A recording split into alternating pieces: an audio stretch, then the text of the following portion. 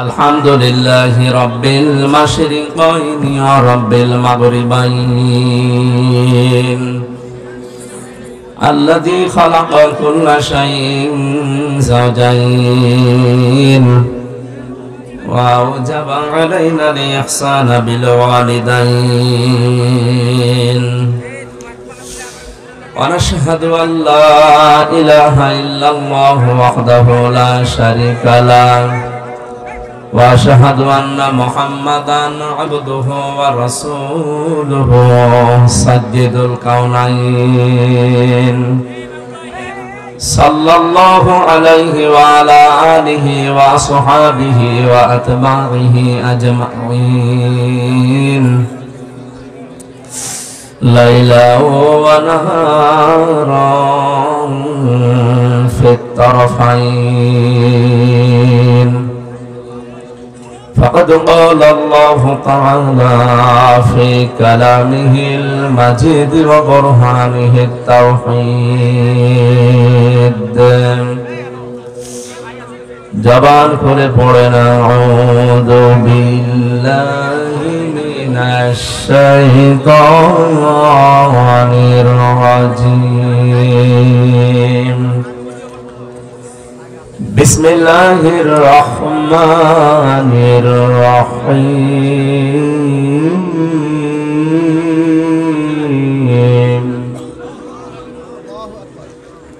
وعبادُر الرحمن الذين يمشون على الأرض هونا وإذا خاطبهم الجاهلون قالوا سلاما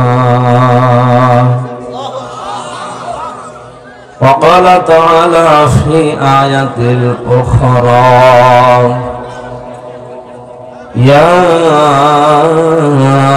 أيها المدثر قم فأنذر صدقت يا ربنا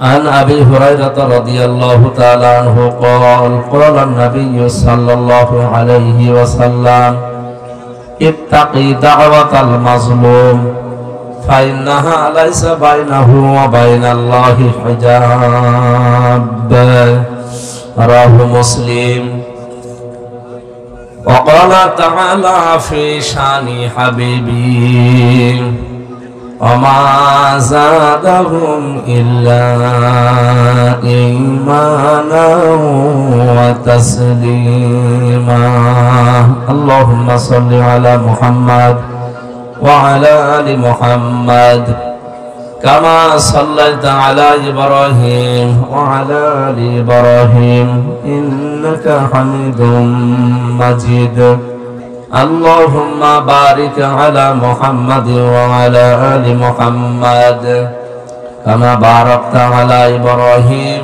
وعلى آل إبراهيم إنك حميد مجيد খেয়ে না খেয়ে দিন প্রচারের কাজে নিজেকে দিয়েছ বিলিয়ে তায়েফের কাফেরেরা চিনল না আলো দুষ্ট ছেলেদের পিছু দিল লেলিয়ে পাথরের আঘাতে ক্ষত বিক্ষত হয়ে সারা শরীর থেকে রক্ত ঝরে হে রাসূল তোমাকে ভুলি আমি কেমন করে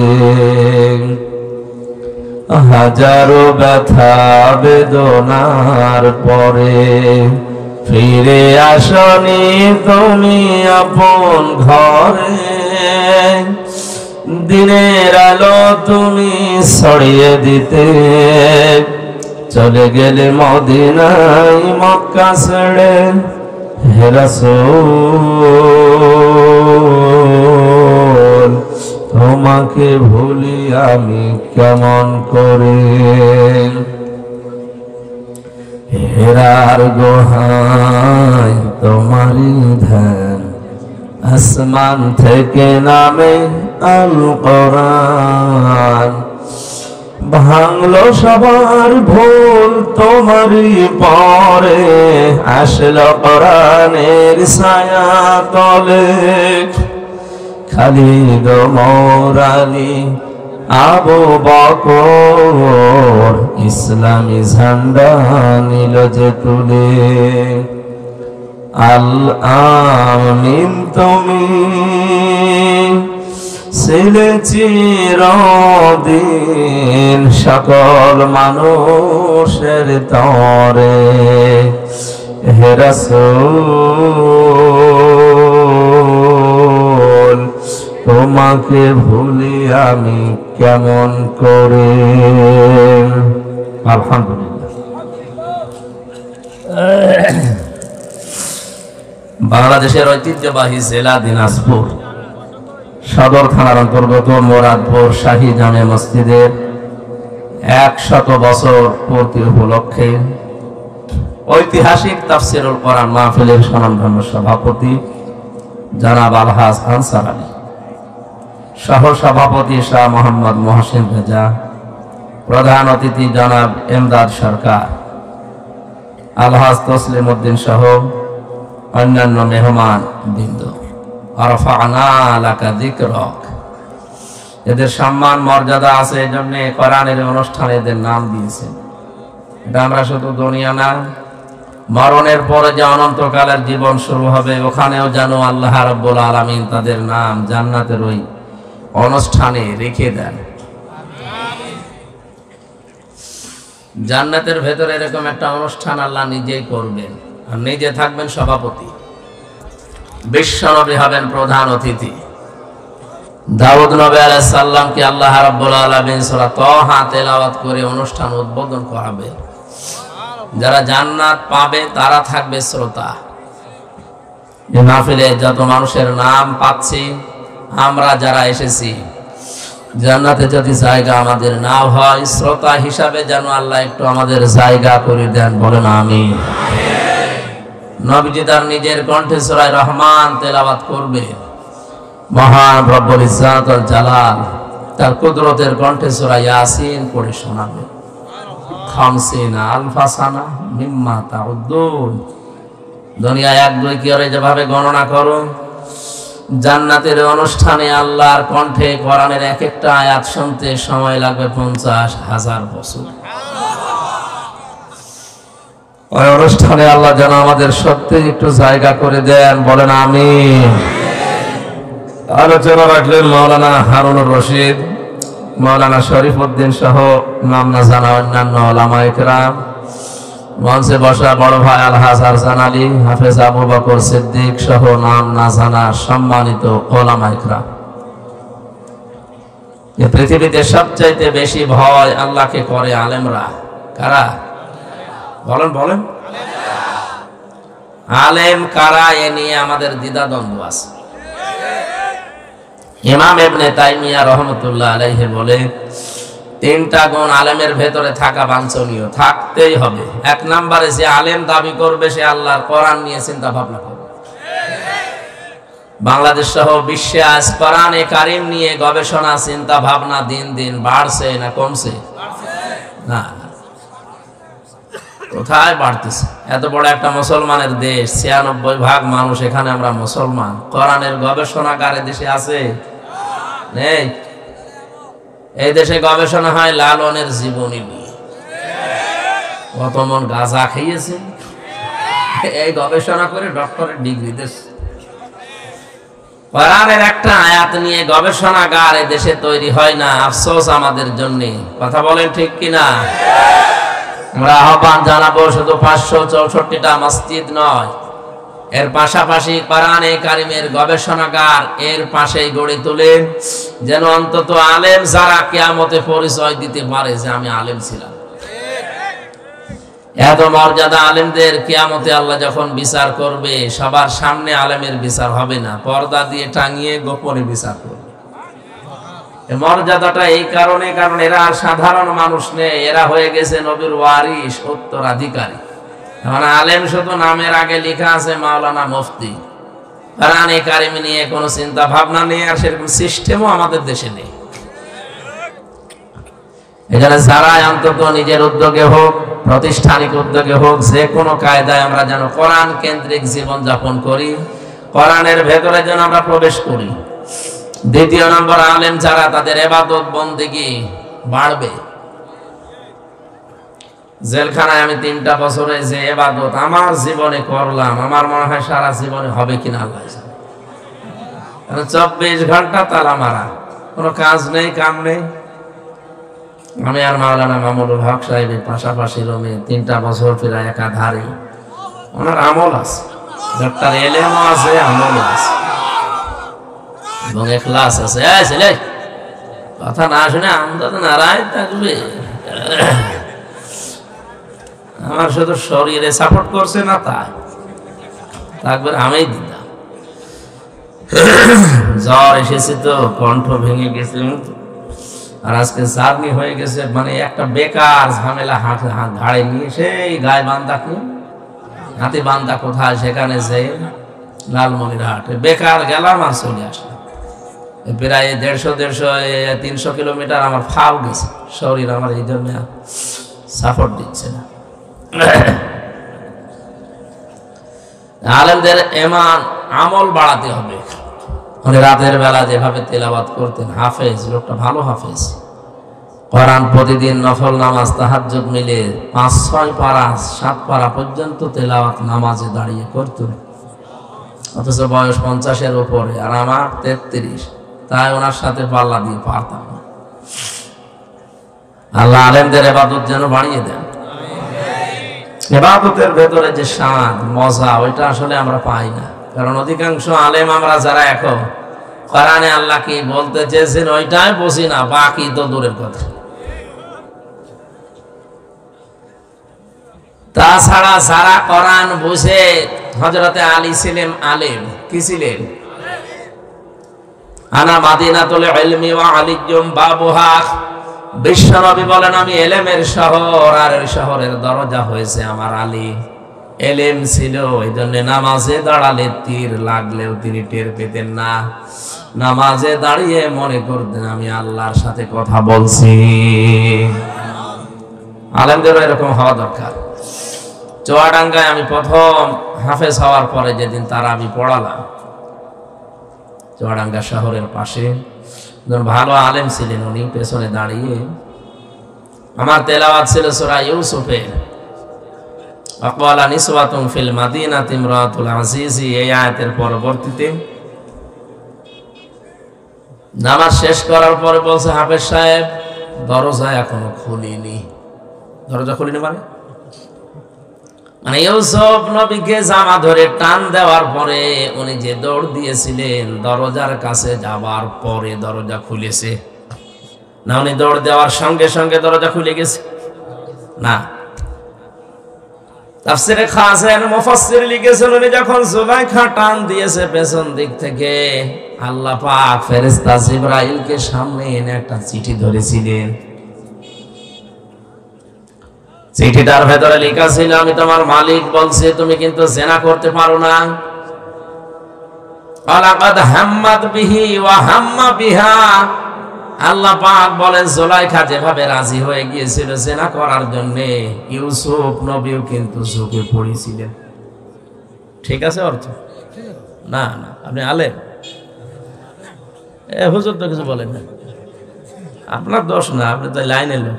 এই যে হুজুর বসে আছে এত বড় পাগড়ি মাথায় দিয়ে, ঠিক আছে অর্থ? না না, অর্থ ঠিক না। আলাকাদ হাম্মাত বিহি ওয়া হাম্মা বিহা, বাংলা অর্থ কিন্তু এইটাই দাঁড়ায়। জুলাইখা যেমন সব কাপড় চোপড় খুলে রাজি হয়েছে জিনা করার জন্য, ইউসুফ নবীও কিন্তু রাজি ছিলেন, কারণ মানুষের ভেতরে একটা চাহিদা আছে, উনি তো মানুষ না ফেরেশতা। এই হিসাবে বাংলা অর্থ যদি করি আমার ঈমান থাকবে, নবীর উপর একটা তহমত চলে যাচ্ছে। আল্লাহ পাক পরের শব্দে জানিয়েছেন লাউলা আর বুরহানা রব্বি, যদি তার রব তাকে কিছু বুরহান দলিল প্রমাণ না দেখাতেন। তাফসিরে অনেকগুলো নাম এসেছে, তার ভেতরে একটা এই আল্লাহ পাক ফেরেশতা জিবরাইলকে একটা চিঠি দিয়ে সামনে দাঁড় করিয়েছিলেন।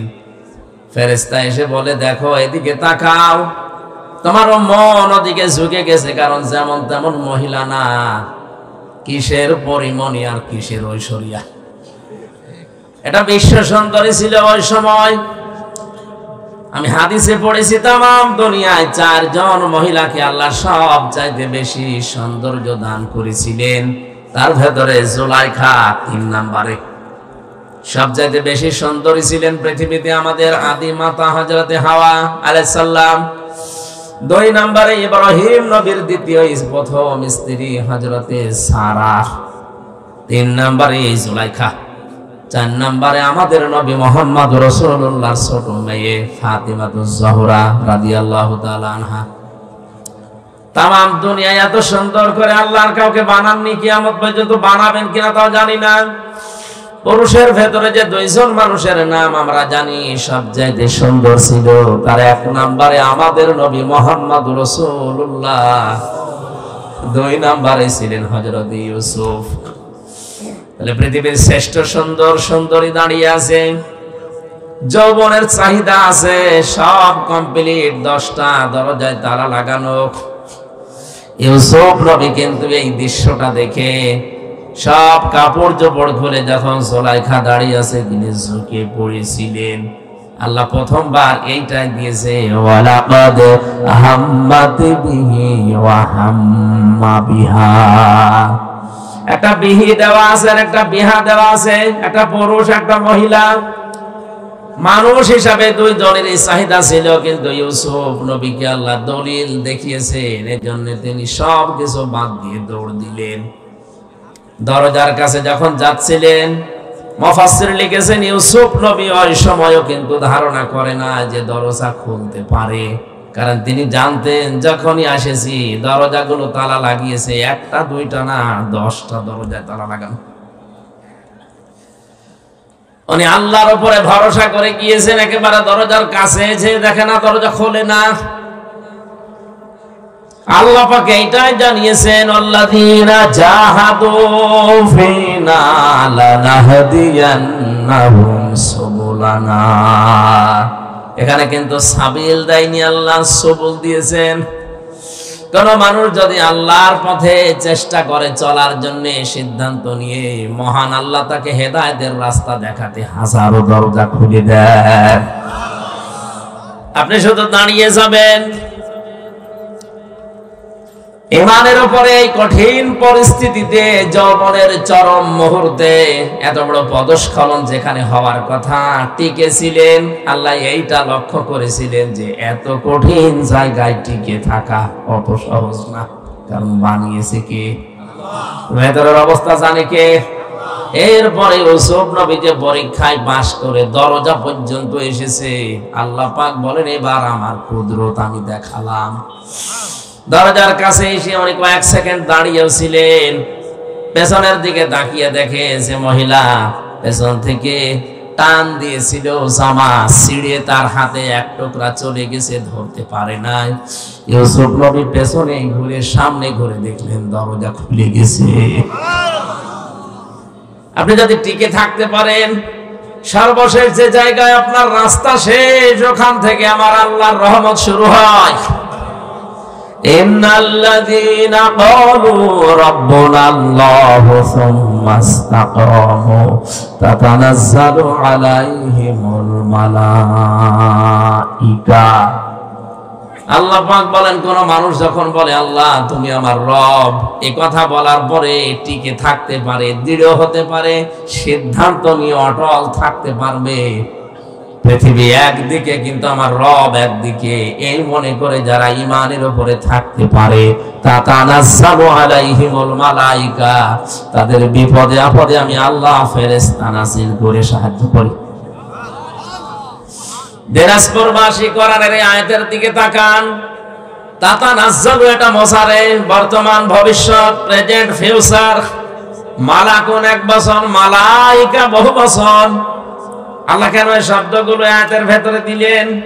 কিয়ামত পর্যন্ত যারা সত্যি আল্লাহকে রব বলে কঠিন পরিস্থিতিতেও টিকে থাকতে পারবে, আপনি নিরপেক্ষ দৃষ্টিতে শোনেন, আল্লাহর কসম, কোরআনে কারীম আমার সামনে, আমি নিজে এই বাস্তবতা দেখে এসেছি। আল্লাহ যে ফেরেশতা নাযিল করে তাদেরকে সাহায্য করে, ফেরেশতা এসে কি বলে?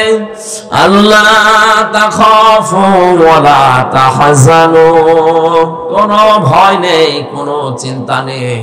কিসের ভয়, কিসের চিন্তা?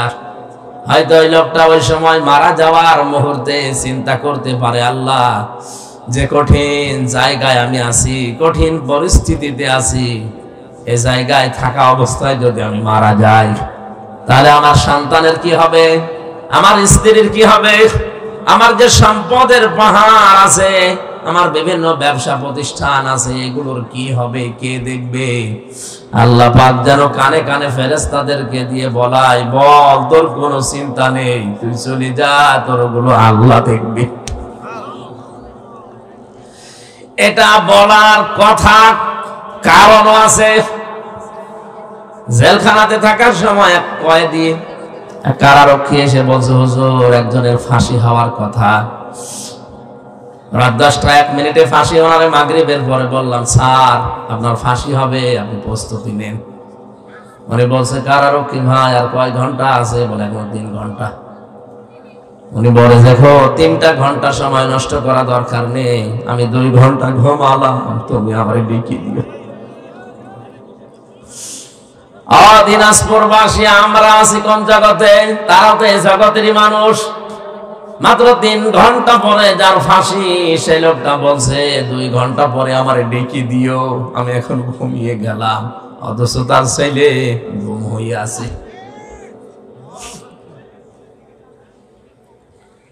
বাংলাদেশে 10 জন যদি ম্যাগনেট থাকে, তার ভেতরে সে একজন। লক্ষ লক্ষ মানুষের কর্মসংস্থান তৈরি করেছে যে লোকটা, মাত্র আর 1টা ঘন্টা বাকি আছে, ওর ঘুম আসলো কি করে?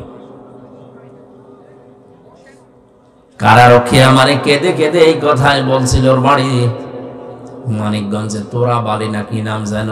বলছে, হুজুর এই দৃশ্য দেখে দেখলাম ঠিক লোকটা ঘুমিয়ে গেল, 2 ঘন্টা পরে ডেকে দিলাম। উনি উঠে গোসল করে, ওযু করে, এশার নামাজ পড়ে, নফল নামাজ পড়ে আমারে বলছে, এবার চলে। নতুন জামা কাপড় পরেছে, মনে হচ্ছে শ্বশুর বাড়ি যাবে।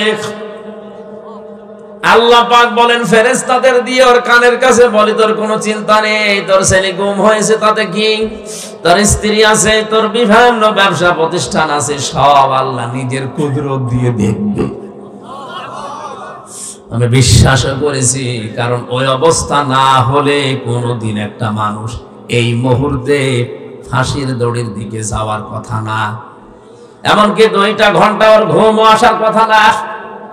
জেলখানায় সবচাইতে বেশি লাগে আমি জানি এই 3টা বছরে ঘুমের বড়ি, কারণ ঘুম আসতে চায় না। 24 ঘন্টা তো কোনো কাজ কাম নেই, শুধু বসে থাকা। লোকটার কাছে যদি আল্লাহর এরকম কিছু না আসতো, বলেন আপনার বিবেক দিয়ে ওর ঘুম আসার কথা? আয়াতের পরবর্তীতে আল্লাহ বলেন, আবশিরু বিল জান্নাতিল্লাতী কুনতুম তুআদুন, জান্নাতের সুসংবাদ গ্রহণ করো, যার ওয়াদা আল্লাহ তোমাদের সাথে করেছে। দিনাজপুরবাসী, আমি যেটা বোঝানোর জন্য পর্যন্ত এসেছিলাম, হযরতে ইউসুফ নবী কিন্তু চেষ্টা করার পরে আল্লাহর রহমত তিনি পেয়েছেন। কথা বলেন ঠিক কিনা? আর যে মানুষগুলোর নাম দেখলাম, আলেমগুলোর নাম এখানে লেখা আছে, আলেমদের ইবাদত বন্দেগী ওই পর্যায়ে যায় না, এই জন্য আল্লাহর কিছু আমরা দেখতেও পাই না। 3 নম্বরে আলেম বলা হয় তাদেরকে, যে মানুষগুলো আল্লাহর নিষিদ্ধ কাজ থেকে সুযোগ থাকার পরেও বিরত থাকে। এটা আজ অনেক সাধারণ মানুষ না, আলেমদের ভেতরে এটা আমাদের নেই। সুযোগ না পেয়েই ছাড়ে না, সুযোগ পেলে তো আল্লাহর রাস্তায় চালায় না, এটা আলেমের বৈশিষ্ট্য না। আর সুযোগ আছে সব ওকে, পরিবেশ কিন্তু না। আপনি যাবেন না, এইটাই তো আলেম। এদেরকে বলা হয় হক্কানি আলেম, যারা কোরআন নিয়ে গবেষণা করে, আল্লাহর ইবাদতে মনোনিবেশ করে, আল্লাহর নিষিদ্ধ কাজ সুযোগ থাকার পর ছেড়ে দেয়। এই তিনটা গুণ যাদের আছে এরা কি? আরো জোরে বলেন। এরা সাধারণ ভাবে আলেম, কিন্তু হক্কানি আলেম না। হক্কানি আলেম বলা হয় তাদেরকে যাদের তিনটা জায়গায় পাওয়া যায়। ইমাম ইবনে তাইমিয়া এর পরে লিখেছেন, আজ বাংলাদেশের 48,000 দরবার থেকে আওয়াজ আসে যে আমার দরবার হক দরবার, এইটাই হক্কানি দরবার। আরে হক্কানি দরবার হতে হলে, হক্কানি আলেম দাবি করলে আপনাকে তিনটা জায়গায় পাওয়া যাবে। ইমাম ইবনে তাইমিয়া বলেন হক্কানি আলেমদেরকে আপনি যদি দেখতে চান তাহলে কবরে যান, মাটির নিচে পাবেন। কথা বলে না কেন? ইমাম আবু হানিফা কি ছিলেন? হক্কানি আলেম। কি ছিলেন? জেলখানায় 8 বছর জেলে থাকার পরে তাকে বিষ দিয়ে মেরে ফেলেছে। ইমাম মালিক রাহমাতুল্লাহ আলাইহি 42 দিন রিমান্ডে ছিলেন। তার হাত বাহু থেকে ডিসকানেক্ট হয়ে গিয়েছিল, যে পেছনে বেঁধে রাখে হ্যান্ডকাপ দিয়ে। আমিও প্রায় 11 ঘন্টা পেছনে হ্যান্ডকাপ দিয়ে চোখ বেঁধে মাথায় দড়ি দিয়ে টাঙিয়ে রেখেছিল 11 ঘন্টা। দুপুর 2টা থেকে শুরু করে রাত 11টা পর্যন্ত। নামাজও ওই শুধু ইশারায়, কোন জায়গায় যেন নিয়ে গেল কিছুই জানি না। মাঝে মাঝে আওয়াজ আসে খাড়া হন, কিন্তু খাড়া হয়ে আছে, কারণ মাটিতে আমার পা নেই। বলেন তো আমি আর চাই হয়ে দেশে একজন পরিচিত মানুষ কিনা? কথা বলে না কেন? আমার নামের আগে অন্তত ভাঙ্গাচোরা একটা আলেম লেখা আছে কিনা? আপনি নিজেও জানেন যে কারণে নিয়ে আসলাম, এই কারণের সাথে কিছুই নেই। কোন কারণে আপনি পেছনে হ্যান্ডকাপ দিয়ে তা ওটা লাগলে আমার হাত কেটে যায়। মাথায় দড়ি দিয়ে মনে হচ্ছে কুকুর শ্রীগাল গরুর গলায় দড়ি দিয়ে নিয়ে যাচ্ছে। আল্লাহ এই দৃশ্য দেখে না, কারণ উনি এখন অন্ধ। হ্যাঁ, 3 নম্বরে হক্কানি আলেম আমরা জানি মুসাদ্দেদ আল-ফেসানি রাহমাতুল্লাহ আলাইহি। আমি যত হক্কানি আলেমের জীবনী পড়েছি অধিকাংশ দেখবেন এখন মাটির নিচে। 2 নম্বরে হক্কানি আলেম পাওয়া যায় জিহাদের ময়দানে, 3 নম্বরে পাওয়া যায় জালেমের জেলখানা।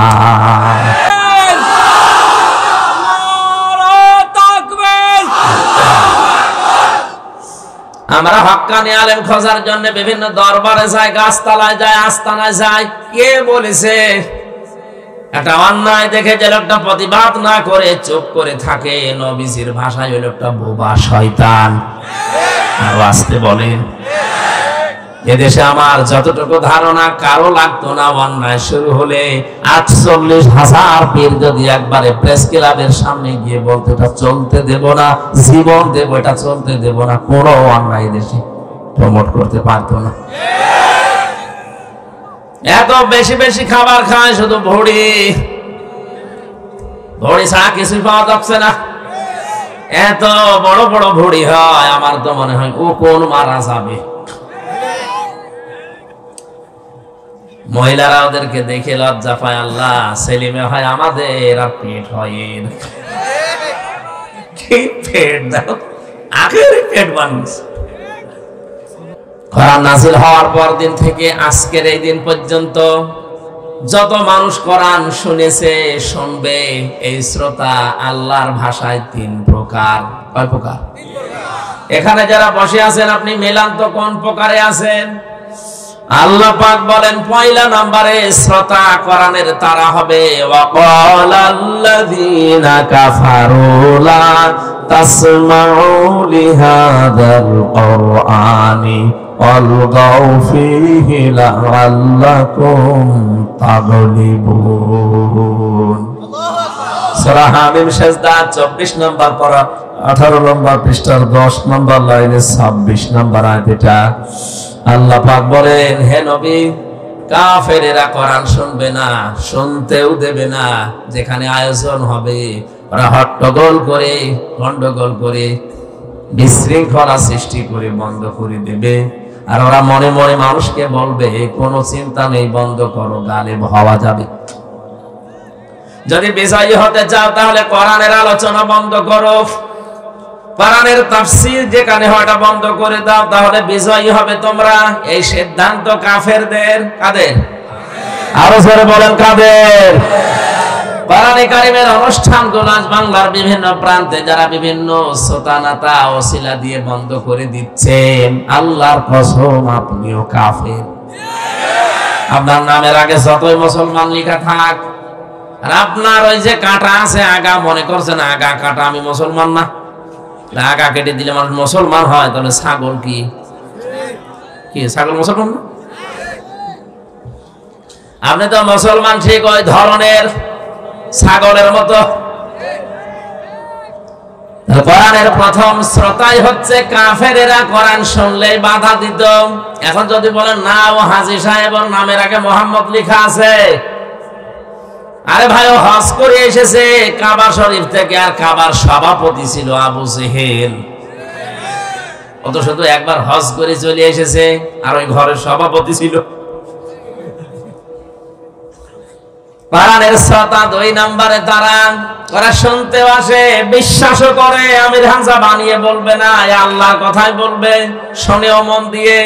ওয়াইদা কিলা লাহুম তাআলাউ ইলা মা আনজালাল্লাহু ওয়া ইলার রাসূলি রাআইতাল মুনাফিকিনা ইয়াসুদ্দুনা আনকা সুদুদা। সূরা নিসা 5 নাম্বার পারা 7 নাম্বার পৃষ্ঠার প্রথম নাম্বার লাইনের 61 নাম্বার আয়াত। এটা ফিজিলাল কোরআন তাফসীরে আছে।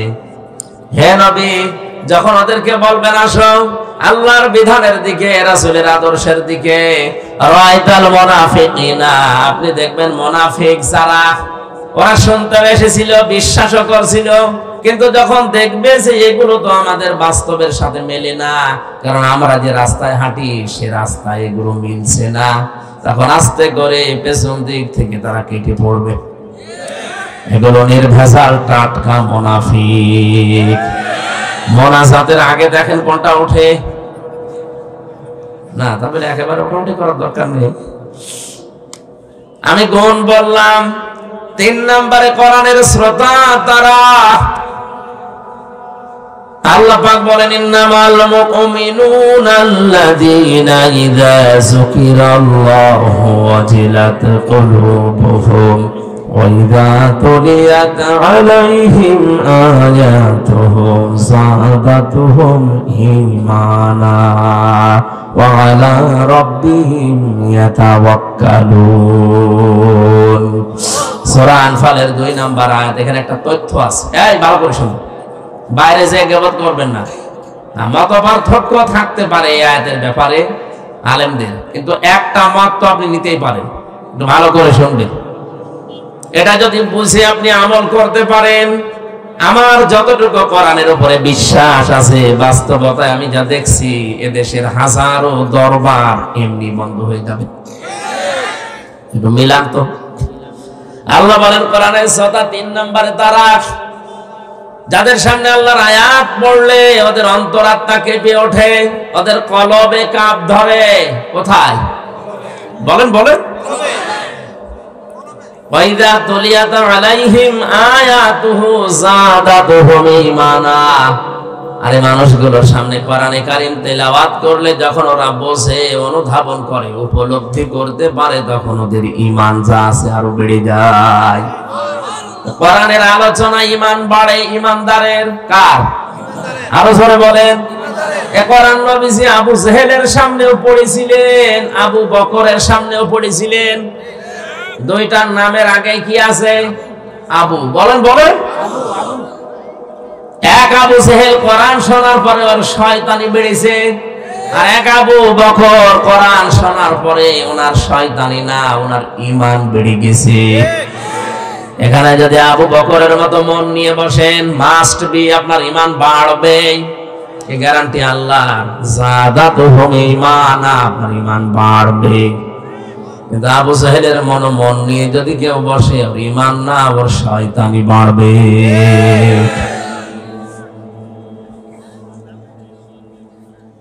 আমরা জানি পৃথিবীতে যদি কাউকে জিনে ধরে, ভূতে ধরে, পরিতে ধরে, আমরা দেখি তাকে সূরা নাস ফালাক আয়াতুল কুরসি পড়ে ফু দিলে চলে যায়। অথচ যে মানুষ কোরআনের দিকে তাকায় না, ওকে আমার আল্লাহ শয়তান বলে ঘোষণা দিয়েছেন, অমাইয়া আশওয়াং যিকিরির রহমানি নুকাইয়িদ লাহু শাইতানান ফাহুয়া লাহু করিন।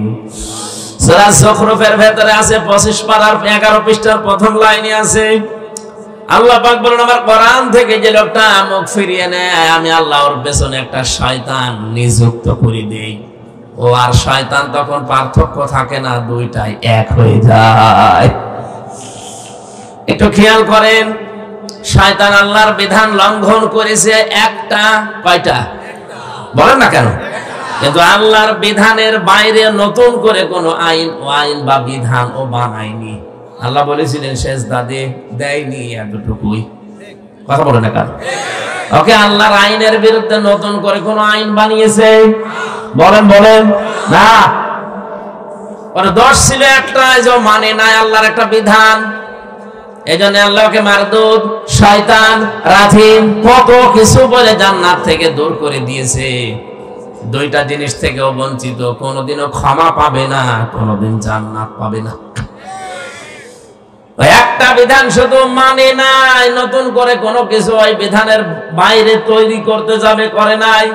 কিন্তু যে মানুষ আল্লাহর শ্রেষ্ঠ সৃষ্টি দাবি করার পরে আল্লাহর আইন মানে না, আল্লাহর এগেইনস্টে নতুন করে আইন বানিয়ে পরিবার, সমাজ, রাষ্ট্র চালাতে চায়, এটা তো শয়তানের দাদা।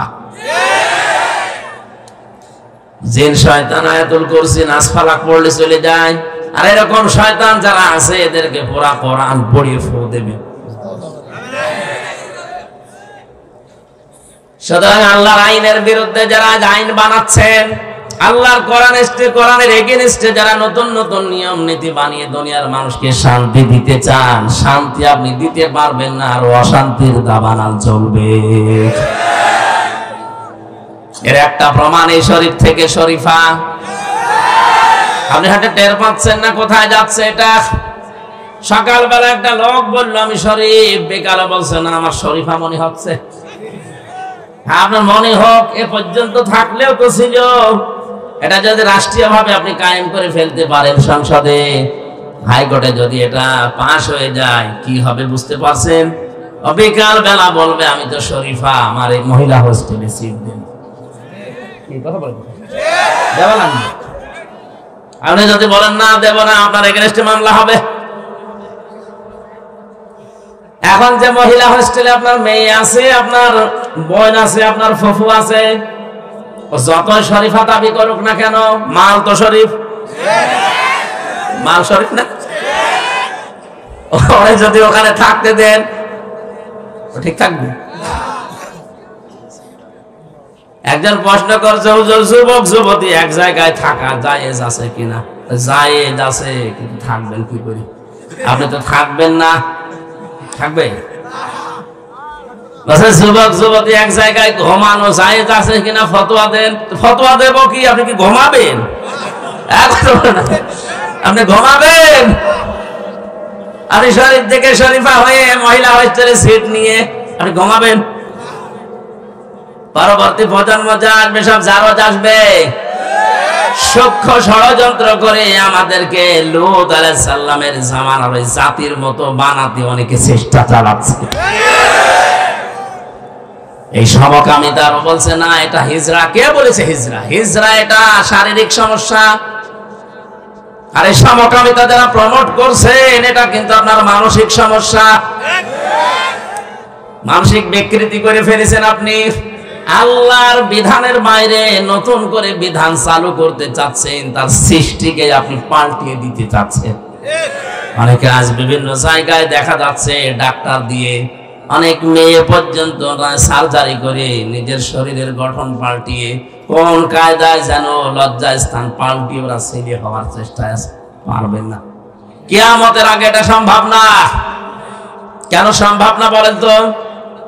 সূরা আলে ইমরানের 6 নম্বর আয়াতে আল্লাহ দলিল দিচ্ছেন, ওয়াল্লাযী ইউসাউবিরুকুম ফিল আরহামি কাইফা ইয়াশা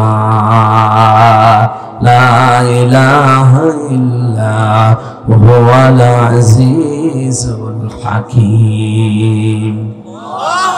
আধুনিক যে তাফসীর গুলো পাওয়া যায় দেখবেন ওখানে আছে তিনি সে আল্লাহ যিনি মায়ের রেহেমের ভেতরে তোমাদের আকৃতি তৈরি করেন।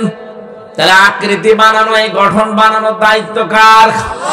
আরো জোরে বলেন কার? কোরআনে কারীম প্রমাণ দিচ্ছে ফালিয়ানজুরিল ইনসানু মিম্মা খুলিকা মিম্মা দাফিক ইয়াখরুজু মিন বাইনিস সুলবি ওয়াত তারাইব। সূরা তারিকের ভেতরে আছে আল্লাহ পাক বলেন মানুষকে নজর করে দেখে না যে কি জিনিস দিয়ে তারে বানালাম। বাবার স্ফলিঙ্গ দিয়ে দ্রুত গতিতে বের হয়ে যাওয়া এক ফোঁটা নাপাক পানি দিয়ে ওর জন্মের উৎস। এটা শরীর থেকে বের হলে শরীর নাপাক হয়ে যায়, গোসল ফরজ হয়ে যায়। পৃথিবীর কোন মার্কেটে দোকানে যার 4 আনাও দাম নেই আছে? কেউ ফ্রি দিলেও নেবে? বলে না কেন? এটা বের হওয়ার সঙ্গে সঙ্গে মায়ের রেহেমের ভেতরে যখন যায়, বিজ্ঞান এখন প্রমাণ করছে এক একটা ফোঁটার ভেতরে কম পক্ষে 40,000 মানুষ বানানোর ক্ষমতা আছে। বাবার স্ফলিঙ্গ থেকে মায়ের রেহেম পর্যন্ত যেতেছে, জরায়ুর সাথে ধাক্কা লেগে দেওয়ালের সাথে তাল লেগে অনেকে পড়ে মারা যায়। রেহেম পর্যন্ত পৌঁছাতে পারে হয়তো 1টা 2টা 5টা 7টা 13টা পর্যন্ত বাচ্চা এই দুনিয়ায় ক্যালিফোর্নিয়া একজনের হয়েছে। আমি যেহেতু একজন, তাহলে আমি ওই 40 লাখের ভেতরে মাত্র একজন। কথা বলেন। আল্লাহ দয়া করে ওই জায়গা থেকে আমারে পৌঁছিয়ে দিলেন। বিজ্ঞান এখন দেখতে পাচ্ছে গবেষণা করে এই বীর্যটা যাবার পরে বাবার এই নাপাক বীর্য দিয়ে আল্লাহ 4টা জিনিস তৈরি করে, চুল, রগ, হাড় আর পর্দা। কয়টা? বলেন বলেন। মায়ের রেহেমের ভেতরে যে নাপাক পানির থলি আছে এইটা দিয়ে আল্লাহ আরো 4টা জিনিস বানায়, রক্ত, গোশত, চর্বি আর চামড়া।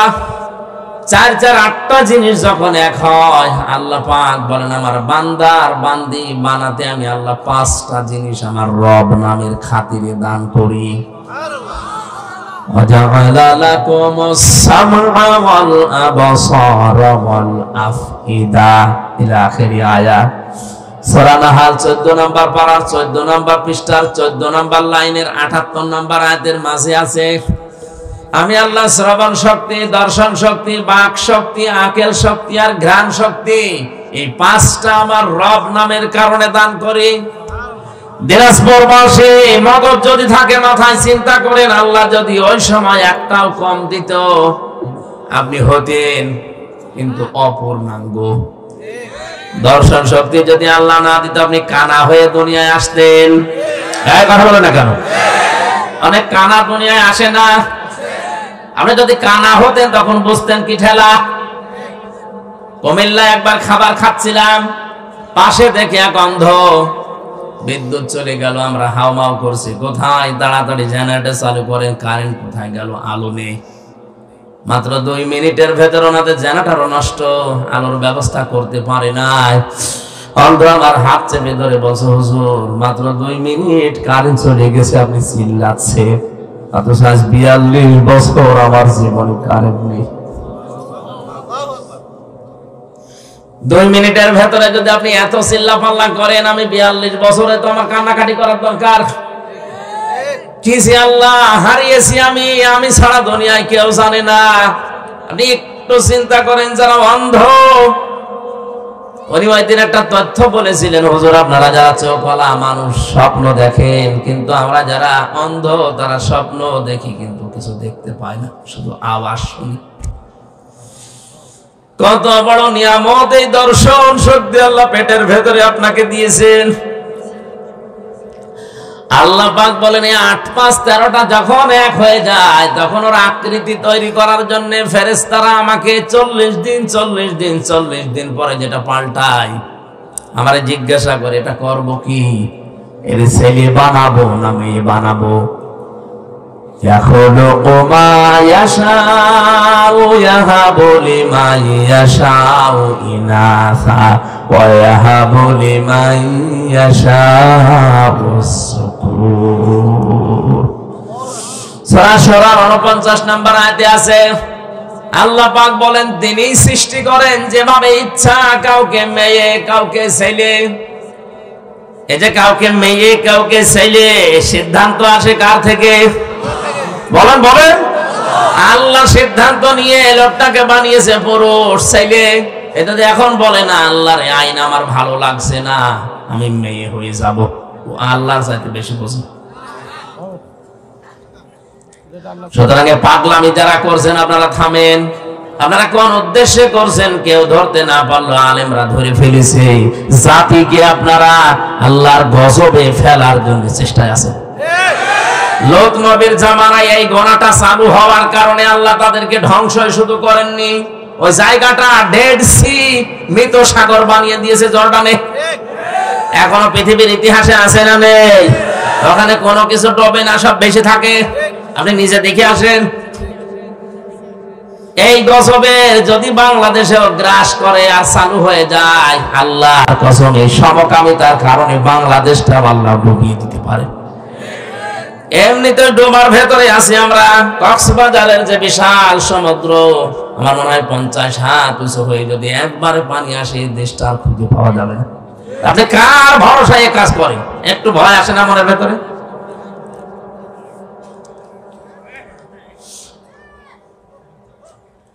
আমার ভাইরা, কোরআনে কারীম থেকে তাফসীর আকারে যে কথাগুলো বলার জন্য আপনারা লিখে দিয়েছেন তাফসীরুল কোরআন মাহফিল, আমি 2 জায়গা থেকে 2 রকম আয়াত পড়েছি। রহমানের বান্দা কারা দুনিয়াতে তাদের 12টা গুণ অর্জন করা লাগে, আর বিশ্ব নবী মুহাম্মদুর রাসূলুল্লাহকে আল্লাহ সতর্ককারী হিসাবে কি করতে পাঠালেন। এই যে মাস চলছে শাবান মাস, এই মাসেও কিছু সতর্কীকরণ আছে, কিছু কাজ আছে। আমরা অনেকেই মনে করি সবে বরাত মানে এই শাবান মাস না। এখানে প্রায় 5টা শিক্ষা আমাদের দেওয়ার জন্য শাবান মাস বছরে বছরে আসে। আজ আমার 33 বছর বয়স, প্রতি বছরে মাসটা কিন্তু আমার জীবন থেকে চলে যায়, একটা শিক্ষাও আমরা নিতে পারি না। হ্যাঁ নিয়েছি, শুধু খাওয়া। বলেন না কেন? এদেশের যত ইবাদত বন্দেগী আমরা দেখতে পাচ্ছি অধিকাংশ গুলোই খাওয়া ভিত্তিক। সবে বরাতে খাওয়া, সবে কদরে খাওয়া, সবে মেরাজে খাওয়া, মানুষ মরে গেলে খাওয়া, জন্ম হলে খাওয়া। একবার বলেন খাওয়া ছাড়া কোন ইবাদত আছে আপনি দেখান? নেই। আর মুসলমানদের আর কিছু জানা না থাক, কি করে খাওয়া লাগে 2 নম্বরই করি, এটা ভালো জানে। যে থাকা অবস্থায় আমার দাদা মারা গিয়েছিল, একবার বলছিল একটা গল্প। এক লোক মুসলমান, খ্রিস্টান আর ইহুদি 3 জন মিলে বন্ধুত্ব করে দোস্তি করে বেড়াতে গেছে। সন্ধ্যাবেলায় 3টা 4টা রুটি কিনে বলছে আমরা খেয়ে নেই। 3 জন 3টা খেয়ে আর একটা আছে। ইহুদি খ্রিস্টান বলছে আমরা তো এখন খেলাম, এটা রেখে দাও, পরে ক্ষুধা লাগলে খাওয়া যাবে। মুসলমান বলছে না, আসো টেনে ছিঁড়ে ভাগ করে খেয়ে ফেলি, ওর ধান্দা শুধু খাওয়া। খ্রিস্টান বলছে না, এখন ঘুমাও, রাতের বেলা ঘুমের ভেতরে যে আশ্চর্য স্বপ্ন দেখবে সেই রুটি খাবে। মুসলমান বলছে এবার ঠিক আছে ঘুমাও। ওরা 2 যখন ঘুমিয়েছে, ও উঠে রুটি খেয়ে মুখ মুছিয়ে এবার ঘুমিয়েছে। ইহুদি ডাক দিয়ে বলো ভাইরা ওঠো, আমি আশ্চর্য স্বপ্ন দেখলাম। কি? আমি দেখি আমার নবী মুসা আলাইহিস সালাম 6ষ্ঠ আসমানে আমারে ডাক দিল, উম্মত তোর উপরে আমি খুশি। ওই যে রুটি আছে তুই খাবি। এত উপরে নিয়ে আমার নবী যদি আমারে বলতে পারে এই রুটি আমার, রুটি আছে। খ্রিস্টান বলছে তোমার স্বপ্ন হইল আমার নবী ঈসা আমারে ডাক দিয়ে বুকের সাথে বুক মিলিয়েছে। কপালে চোমা দিয়ে বলে উম্মত তোর জীবনের উপরে আমি খুশি, ওই যে রুটি আছে তুই খাবি। রুহুল্লাহ বলা হয় যাকে এত বড় পাওয়ারফুল নবী, বাবা ছাড়া দুনিয়ায় এসেছে এই নবী আল্লাহর ছেলে বলে আমরা জানি। সুতরাং রুটি আমার, মুসলমান তো ওঠে না, ও জেগে ঘুমাচ্ছে। আরে চিমটি দিয়ে তুলেছে ওঠ, রুটি আর নেই, অত জানে রুটি আছে কি নেই। শেষে ওইটা বলছে তোমাদের স্বপ্ন আমি সব শুনেছি, স্বপ্ন হইল তোমরা যখন ঘুমিয়ে আছো আমি দেখি বিশাল এক দৈত্য দানব বড় এক মগর নিয়ে আমার সামনে এসে বলছে, এই মুসলমান জীবন যদি বাঁচাতে চাস রুটি খা। আমি করবো কি, জীবন বাঁচানোর তাকিদে রুটি খেয়ে ফেলেছি। যদি খ্রিস্টান বলে ভাই এত বড় বিপদ গেল ডাকতে পারলে না, ডাকবো কি করে? একজন আছে প্রথম আসমানে আর একজন ষষ্ঠ আসমানে, আমি তো খুঁজে পাইনি। খাওয়া কি করে লাগে আমরা অন্য কিছু না জানলে ধান্দাটা ভালো জানি, খালি খাওয়া খাওয়ার উপরেই চলছে। অথচ মুসলমানদের যে দুইটা দিবস আমরা জানি, ঈদুল আজহা ঈদুল ফিতরে, শুধু খাওয়া না, আগে খাওয়াবেন এরপরে খাবেন। কি ঈদুল ফিতরে আপনি নিজে 1 মাস রোজা রাখার পরে মরণের খাওয়া খাবেন, হবে না। আগে যাকাত দেন, ফিতরা দেন, দান করেন, সেমাই কিনে দেন, গরিব মানুষ খাবে, হাসবে, ওর হাসি দেখে আপনি হাসবেন। ঈদুল আজহাতেও তা জবাই করে আপনি পশু খেয়ে ফেলবেন, হবে না। আগে গরিবকে পৌঁছিয়ে দেন, গরিবের সন্তানগুলো খাবার খাবে, হাসবে, ওর আনন্দ দেখে আপনি আনন্দ করবেন। তাহলে ইসলামের ইবাদত হচ্ছে আগে ত্যাগ, এরপরে ভোগ। বলেন না কেন? এ বাকি বাদ দিয়ে আর যা আছে আপনি তাকান, আগে ত্যাগ না আগে ভোগ? খালি খাবো নেব, এই নতুন নতুন দিবস তৈরি হয় আর খালি খাওয়া বাড়ে। এই যে কয়েকদিন আগেও একটা দিবস, কয়েকদিন পরে আসবে 14 ফেব্রুয়ারি, এটাও একটা দিবস অনেকে বানিয়েছে। এই দিবসে খালি খাবো নেব। কথা বলে না? ও আর 25 মিনিট আছে। এনাকে অনেকে এখানে টাকা পয়সা 1 বছর ধরে গুছিয়েছে, মানে ওই শরীফাকে ফুল কিনে দেবে। এই দিবস মুসলমানদের জন্য না, মুসলমানদের দিবস শুধুমাত্র ওই 2টা। কান খাড়া করে শোনেন, যত বড় গুরুত্বপূর্ণ মানুষ আপনার জীবন থেকে হারিয়ে যাক, সর্বনিম্ন আপনি শোক পালন করবেন 3 দিন। কয়দিন? বলেন। আর মহিলার যদি স্বামী মারা যায় 4 মাস 10 দিন, সেটা আলাদা। পৃথিবীতে আর সারা যায় হারায়, সে মা হোক, বাবা হোক, ছেলে হোক, মেয়ে হোক, নেতা হোক, যদি হারিয়ে যায়, মারা যায়, তার জন্য শোক পালন করার সর্বোচ্চ কয়দিন? আর আমরা এমন মানুষ হারায়, তার জন্য শোক চলছে, কিয়ামত পর্যন্ত চলবে, তাও শোক শেষ হবে না। কোন জায়গা থেকে আপনি ইসলাম নিয়েছেন? আমি আশা করছি আপনার বিবেকের দরজায় ধাক্কা লাগবে। এরপরেও যদি আপনার কিছুই মনে না হয়, আমার মনে হয় আপনার বিবেকের উপরে উপরে প্রসাব করেছে। অবশ্য ঠিক আছে, আপনার বিবেকটা খুলবে তো ইনশাআল্লাহ। আল্লাহ রাব্বুল আলামিন 3 নম্বরে যেটা বলতে চেয়েছিলেন, যাদাতহুম ঈমানা, তাদের ঈমান বেড়ে যায়। তাহলে আল্লাহর আইন মানে নাই, কিন্তু নতুন করে আইন আর বানায়নি, এজন্য আল্লাহ তাকে মারদুদ, রাজিম, শয়তান, বের হয়ে যা, দূর হয়ে যা, ক্ষমা পাবি না, জান্নাত পাবি না, এত কথা বলেছে কোরআনে। আর যে মানুষ আল্লাহর আইন মানে না, আল্লাহর আইনের বিরুদ্ধে নতুন করে আইন বানায়, বলেন তো এটা আল্লাহর কাছে শয়তানের চাইতেও খারাপ কিনা? আমি আর নিচে নামলাম না, এরপরেও আপনি না বোঝার ভান করে আছেন, আমি জানি, কিন্তু যারা বোঝার তারা বুঝেছে। আয়াতের মূল শব্দ ছিল কি? অজিলাত কুলুবুহুম। অজিলাত মানে ধাক্কা দেয়, কাঁপন ধরে। কুলুবুহুম তাদের কলব। এই ভালো করে শোনেন, মানুষের কলব আমরা অনেকেই মনে করি কলব আছে বাম স্তনের 2 আঙ্গুল নিচে। এই কারণে পীর সাহেবরা জিকির দিলে বলে ধাক্কা দাও, বলে না? এই যে কফ লাম বা কলবুন, কলব শব্দের শাব্দিক অর্থ কোরআনে কারিমে আল্লাহ বিস্তারিত দিয়েছেন। লাহুম কুলুবুন লা ইয়াফকাহুনা বিহা, এটা সূরা আরাফে আছে 9 নাম্বার পারা 13 নাম্বার পৃষ্ঠা 2 নাম্বার লাইনের 179 নাম্বার আয়াতের মাঝে আছে। আল্লাহ হৃদয় আছে কিন্তু চিন্তা নেই। কি নেই বলেন বলেন? এই কোন দিকে তাকিয়ে আছে? কি করা লাগবে? আরে ভাই ঠিক আছে, আমার সব মনে আছে। আগে ভালো করে শোনেন, আমি প্রশ্ন করবো পরে। যদি বলতে না পারেন আপনি এখানে বসাচ্ছেন।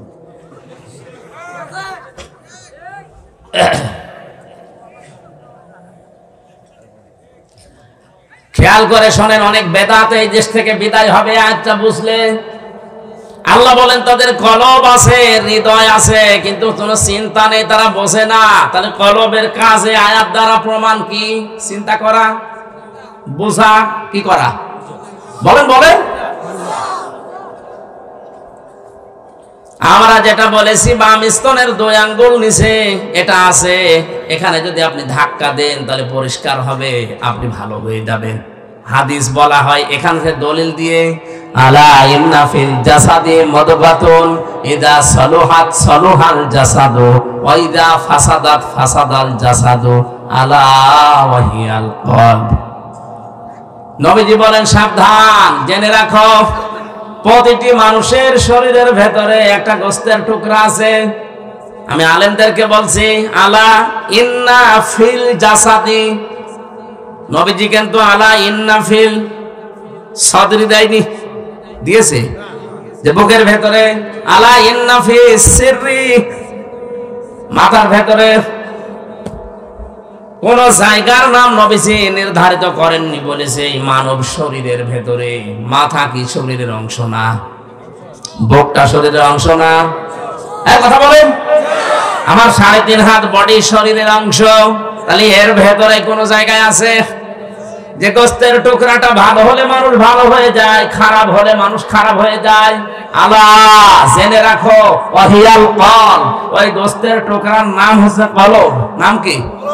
তাই নবীর হাদিস থেকে, আল্লাহর আয়াত থেকে কি বোঝা গেল? এটা আমার কোন জায়গায় আছে নবীজি নির্ধারিত করে বলেন না যে মাথায় আছে, বুকে আছে, পেটে আছে, না এটা বলেননি। আপনি হাদিসের ব্যাখ্যা পড়েন, পাবেন না। উনি বলেছে শরীরের ভেতরে। এখন যে শব্দটা নবীজি দিলেন আলা ইন্না ফিল জাসাদি মুদগাতুন, কি দিয়েছেন?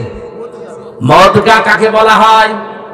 বিজ্ঞান এখন কম্পিউটার দিয়ে দেখিয়ে দিচ্ছে যে মুদগা তৈরি হতে 3টা জিনিস লাগে। কয়টা? মানুষের এই যে রেহেমের ভেতরে যে 40 দিনে পাল্টায়, এটার নাম প্রথমে হয় আলাক, জমাট বাঁধা রক্ত, ঝুলন্ত যোগ, মাটির নির্যাস। বাকি 40 দিনে যেটা হয়ে যায় তার নাম মুদগা। কি? মুদগা হওয়ার জন্য শর্ত 3টা। 1 নম্বরে ওর ভেতরে রক্ত থাকা লাগবে, 2 নম্বরে ওর ভেতরে চর্বি থাকা লাগবে, 3 নম্বরে রাবারের উপরে দাঁত দিয়ে কামড় দিলে যেভাবে দোড়া কাটা ভাগ বসে যায়, ওর ভেতরে এরকম দাগ দেখা যাবে। আমি এখানে সভাপতি সেক্রেটারি যারা আছে, মুরব্বী মানুষ, এমনি মরে যাবে, তারপরও বলছি আপনারা যদি মাথা ফাটিয়ে এই জায়গায় কলয় যে মগজটা বের করে নিয়ে আসি, আর বাম স্তনের এই জায়গা থেকে যদি কেটে গোস্তটা নিয়ে আসি, আপনাদের কাছে আমার প্রশ্ন, এবার বলেন তো কম্পিউটারের সাথে, নবীর হাদিসের সাথে, কোরআনের আয়াতের সাথে মিলছে কোনটা? আপনি মগজের ভেতরে দেখবেন দোড়া কাটা ভাব আছে, ওর ভেতরে রক্ত আছে, ওর ভেতরে চর্বি আছে। এক কথা বলছেন না? শুধু এইটাই না, মাথার ভেতরে 36টা জিনিস দেওয়া আছে।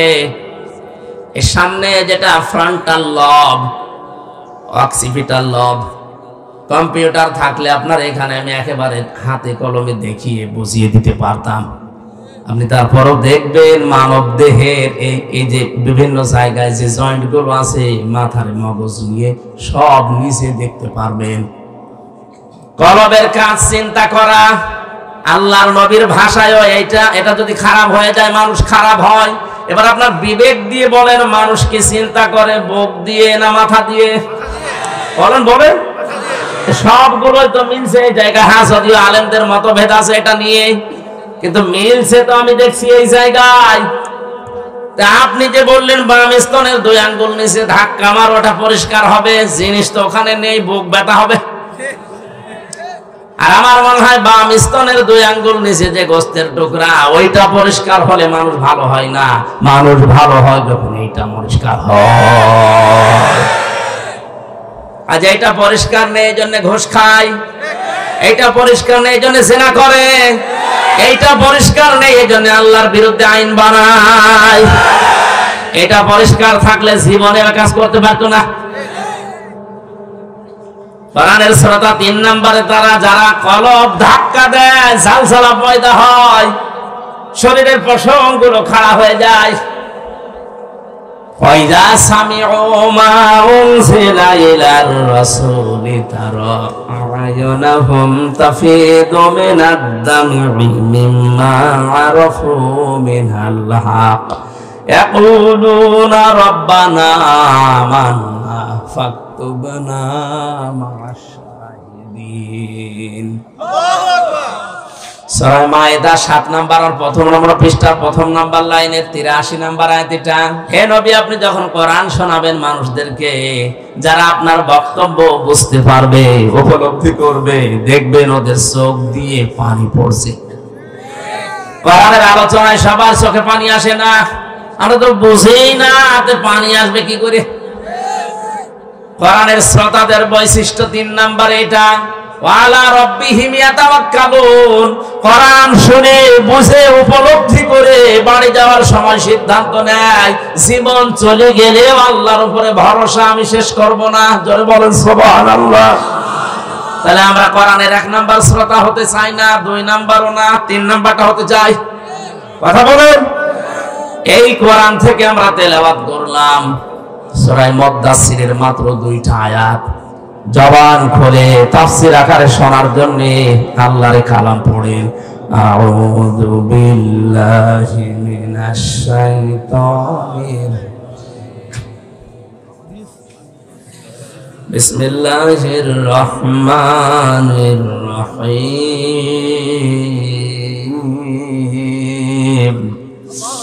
ইয়া আইয়ুহাল মুদ্দাসসির কুম ফাআনযির। এ পর্যন্ত থাক। সূরা মুদ্দাসসির 56টা আয়াত আছে, 2টা রুকু আছে, মাত্র 2টা আয়াত পড়েছি। মক্কায় নাযিল হয়েছে এটা।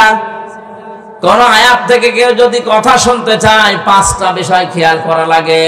তার শুদ্ধ তেলাওয়াত, মাতৃভাষায় অর্থ, ঐতিহাসিক প্রেক্ষাপট, বাস্তব ব্যাখ্যা আর মূল শিক্ষা নিয়ে বাড়ি যাওয়া। কয়টা? তাফসীরে ফি জিলালিল কোরআনের ভূমিকায় 5টা লেখা আছে। যে কোনো আয়াত থেকে কথা তাফসীর শুনতে হলে প্রথমে তেলাওয়াত করবেন শুদ্ধভাবে। আমরা অন্তত যতটুকু চেষ্টা করি পড়েছি। মাতৃভাষায় অর্থ হচ্ছে, হে বস্ত্র আবৃত ব্যক্তি দাঁড়ান, মানুষদেরকে সতর্ক বাণী শোনান। ঐতিহাসিক প্রেক্ষাপটের ভেতরে পেয়েছি বিশ্বনবী সর্বপ্রথম 5টা আয়াত পেয়েছিলেন 40 বছর বয়সে। কয়টা? এখান থেকে একটা শিক্ষা আছে, জ্ঞানী মানুষ যারা আছেন তারা খেয়াল করেন। ফেরেশতা জিবরাইল এসে সর্বপ্রথম তাকে বলেছিলেন ইকরা ইকরা ইকরা। উনি 3 বার বলেছিলেন মা আনা বিকারি, আমি পড়তে পারি না। বলেছিলেন না? বলেন কেন বললেন? 3 বার ওনাকে বুকে চাপ দিয়েই বলেছে পড়ো। উনি বলছেন আমি পড়তে পারি না। কেন পড়তে পারেন না? 4বার যখন বললেন ইকরা বিসমি রাব্বিকাল্লাযী খালাক, নবীজি কিন্তু তখন পড়া আরম্ভ করেছিলেন। প্রশ্ন করলেন জিবরাইল, এতক্ষণ পর্যন্ত কেন তুমি এই কথা আমারে বললে না যে পড়া লাগবে কার নামে? তুমি খালি প্রথম থেকেই বলছো পড়ো পড়ো, তো কি পড়বো, কার নামে পড়বো? যখনই বললেন রবের নামে পড়ো, আমি পড়া আরম্ভ করেছি। শুধু আরম্ভ করিনি, 5টা আয়াত তোমার সাথে পড়েছি। এখান থেকে উম্মতদেরকে শিক্ষা দিতে চাইলেন, পৃথিবীর উম্মতেরা পড়তে বললেই পড়া যাবে না, পড়া দেখা লাগবে ওটা রবের নামে পড়া হচ্ছে কিনা। আজ আমাদের সিলেবাস গুলোর দিকে তাকান তো, রবের নামে পড়া আছে?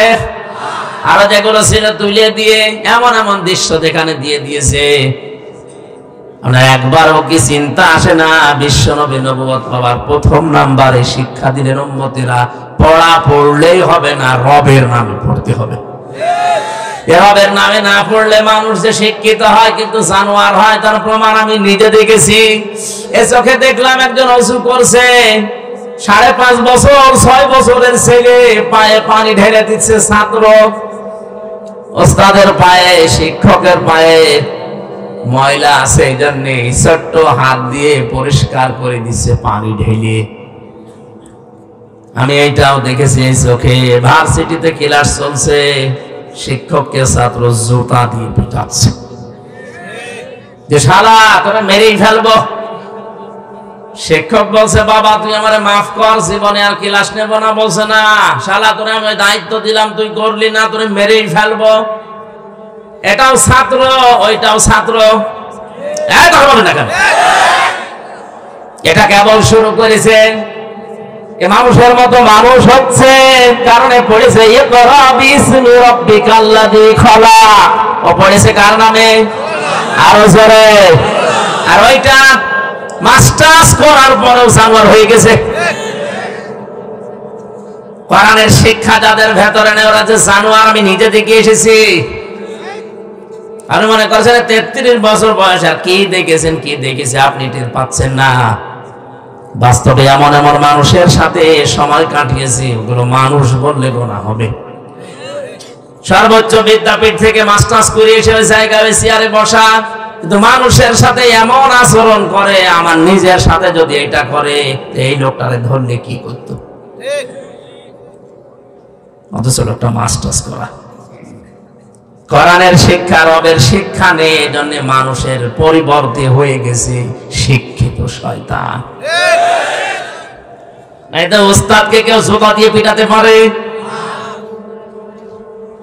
নবীর এই শিক্ষা আমরা যদি উম্মত হিসাবে নিতে না পারি, আগামীতে আপনি যে প্রজন্ম রেখে যাচ্ছেন ওটা আপনার জন্য রব্বির হামহুমা কামা রব্বায়ানি সাগীরা দূরের কথা, কবরের পাশে এসে দাঁড়িয়ে প্রসাব করবে। এজন্য রবের নামে শিক্ষা ব্যবস্থা চালু করা দরকার, এটা আমাদের ইমানের দাবি। 96% মুসলমানের দেশে যদি রবের নামে পড়া শুরু না হয়, আমি পড়বো কার নাম নিয়ে? সুতরাং আমাদের শিক্ষা ব্যবস্থায় 1 থেকে মাস্টার্স পর্যন্ত 100 মার্কের কোরআন এবং হাদিস আমরা মাস্ট বিচার। ইন্নাদ দীনা ইনদাল্লাহিল ইসলাম, বিসমিল্লাহির রহমানির রহিম, ইকরা বিইসমি রাব্বিকাল্লাযী খালাক। এগুলো মনোগ্রামে লিখে দেন। এগুলো বাদ দিয়ে কি লিখেছে ও নিচেও বোঝে না, যাদের বোঝায় তারাও বোঝে না। প্যাক প্যাক আরম্ভ করেছে। আশা করছি আপনি বিবেক দিয়ে শুনছেন, যারা উপলব্ধি করছেন। আর যারা শোনার পরে যাদের কলব নেই, মরে গেছে, মরা মানুষের সামনে বলা আর না বলা সমান। আমার ভাইরা, আমি কলবের পরিচয়টা দিতাম না, এই কারণে দিয়েছি যারা আজ মানুষকে ধোঁকা দিয়ে বোকা বানিয়ে বাম স্তনের 2 আঙ্গুল নিচে গোস্তের টুকরা কলব, এটা ধাক্কা মারো পরিষ্কার হবে এই কথা বলে পরিষ্কার করাছে। জিনিস যদি ওখানে না থাকে, কারণ চিন্তা করে মানুষ মাথা দিয়ে, আর মগজের যে সিস্টেম মদগার সাথে মিলছে মাথা, এটা মেলে না। তাহলে এই ব্যবসাগুলো আজ বাংলাদেশে যারা বিভিন্ন মরিদ নিয়ে করছে, যে ধাক্কা লাগাও, ও যখন বুঝবে কি ধাক্কা লাগাবো, এখানে তো জিনিস নেই, আমার বুক ব্যথা হবে, আমি আরো দলে নেই, তখন ওদের দরবার এমনি বন্ধ হবে। তখন ওই সময় তোরা আমির হামজাকে দেখতে পারবে। এই জন্য বলো পীর বিরোধী। কিসের পীর বিরোধী? আপনি হনামি করে খাচ্ছেন। চট্টগ্রাম সিলেট বিভাগে গরম সন্নি ঠান্ডা সন্নি নাম নিয়েছে। কাজ কামার নেই। আমার স্টেজে কত আলেম বসে থাকে, তারা ভুল ধরতে পারে না। ওর নামের আগে পীরে কামেল লেখা আছে, ও ভুল ধরে বসে আছে। ওর পেটে বোম মারলে অর্থনীতি কারে বলে ইসলামী, ও বলতে পারে না। 48,000-এর উপরে পীর। আমি অহংকার করে বলছি না, আল্লাহর কসম আমি অহংকার করে বলছি না। 48,000 পীর আছে দেশে, হাতে গোনা কয়েকটা বাদ দিয়ে ইসলামী অর্থনীতির যে নিয়ম নীতিগুলো আছে 27টার উপরে যদি কেউ বলতে পারে আমি বলে দেব। অথচ বিশাল হক্কানি দরবারের ডিলার নিয়ে বসে আছে।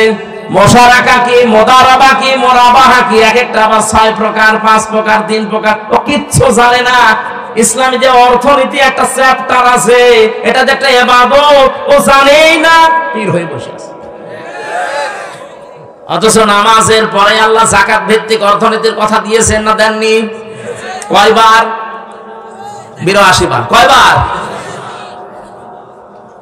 আপনার কাছে নামাজের মাসলা মানুষ নিতে আসে মুরিদেরা শিক্ষক হিসাবে। পীর মানে শিক্ষক, পীর মানে কি? মুরিদরা আপনার কাছে অর্থনীতি, যাকাত কি, এটা নিতে আসবে না? আপনি তো সিস্টেমে বসেন না, ব্যাংকিং ব্যবস্থা কি, এটা কিভাবে জবাব দেবেন?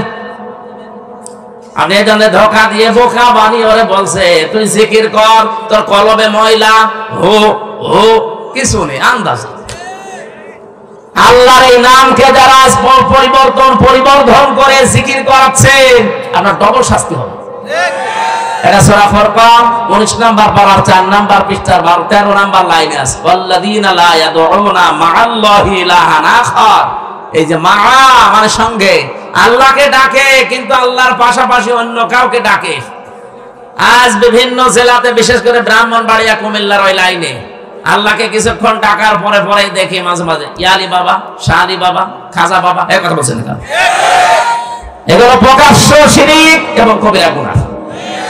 আল্লাহ ছাড়া কারো নামে জিকির করা জায়েজ নেই। বলেন না কেন? রাসূলুল্লাহর নামে কোনো জিকির নেই। কেউ যদি বলে ইয়া রাসূলুল্লাহ, ইয়া রাসূলুল্লাহ, গুনাহ হবে। জিকির হিসাবে শুধু আল্লাহর নাম, আর রাসূলের নামে হবে দরুদ। বলেন বলেন। কথা আর পায় না, বলে রাসূলের কোনো মহব্বত নেই, রাসূলকে খাটো করে। তোমার এত মহব্বত, জীবনে কোনোদিন রাজপথে তোমার দেখলাম না। আর রাসূলের মহব্বত না থাকলে 3 বছর আমি অন্ধকারে কাটালাম এই কারাগারে, কি খেলা করার জন্য কাটিয়েছি? যত মহব্বত সব ওর ভেতরে। এই শয়তানদের কোনো কাজ কাম নেই, তো কি করবে? মানুষকে ধোঁকা দিয়ে বোকা বানিয়ে উল্টা পাল্টা কথা বলে খালি সময় নষ্ট করে।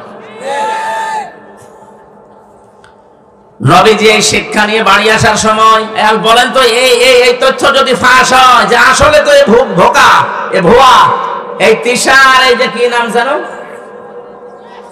মোস্তাক, এর যেমন ভুয়া ভুয়া বলে তাড়া দিয়েছে, এ পীর গুলোকে ভুয়া ভুয়া বলে দরবার ছাড়া করবে। কারণ এখন তো অধিকাংশ মানুষ শিক্ষিত হচ্ছে, ওরা যখন দেখবে কম্পিউটারের মাধ্যমে, এরা তো মেলছে না, এত সব বানিয়ে বানিয়ে ধোঁকা দিয়ে বোকা বানাচ্ছে, তখন ওদের রাগ। ওরা তো বুঝে ফেলেছে যে হামজা যে জায়গায় আঘাত করছে, এই জায়গা যদি প্রকাশ হয়ে যায়, আমি যে ব্যবসা করে খাচ্ছি, ব্যবসা মাঠে মারা যাবে।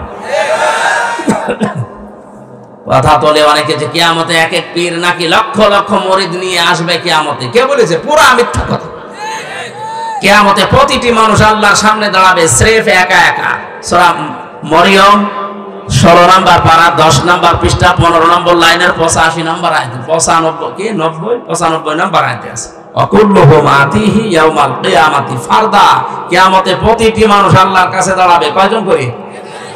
আর সেই লোকটা আয়াতের বিরুদ্ধে কথা বলে যে কিয়ামতে আমার পীর সাহেব লক্ষ লক্ষ মুরিদ নিয়ে আসবে, এটা কি আয়াতের সাথে মেলে? বলেন বলেন। এই যখন বুঝে ফেলে তখন বলে যে হামজা পীরদের বিরোধী, এরে আর আসতে দিও না। না, যে জিনিস যত ভালো তার নকল বের হয় তত বেশি। পীর সাহেব তো ভালো জিনিস, পীর মানে শিক্ষক। আপনি যেটা জানেন না ওনার কাছে জেনে নেবেন। তো জানবেন কি করে? নিজেই তো জানেন না। পীর বাংলাদেশের চট্টগ্রামের মরহুম মাওলানা আব্দুল জব্বার, এটা পীর। এমন এমন পীর বের হয়, 30 তলা বাড়ি, লঞ্চের ব্যবসা করে, কোটি কোটি টাকার মালিক, সুপার মার্কেট, কোনো কিছুর অভাব নেই। আর পীর থাকবে না খেয়ে, মাওলানা আব্দুল জব্বারের থাকার মতো একটা কুড়ে ঘরও ছিল না, সব দিনের জন্য দিয়েছিল। আর আমরা এমন পীর, সুপার মার্কেট আমার, জোরে বলেন সুবহানাল্লাহ। এই ব্যবসায় যখন ভাটা পড়বে, মানুষ যখন জেনে ফেলবে, কারণ এটাই যে রেকর্ড হচ্ছে, কালকে সারা দেশে ছড়াবে। যখন দেখবে মানুষের না এত ধোকা দিয়ে বোকা বানাচ্ছে, তখন ওদের তো কিছু বলতে পারবে না, রাগ ধরবে আমাদের পরে। প্রশাসনকে যে বলবে যে পীর বিরোধী, এ যেন আমাদের দিনাজপুরে না আসে। আর ওরা তো ওই রকমই, ও তো বোঝেও না কি ভালো কি মন্দ, মনে করবে যে পীর সাহেব বলছে ঠিক আছে, ও হুজুরের আসতে দেবো যেমন।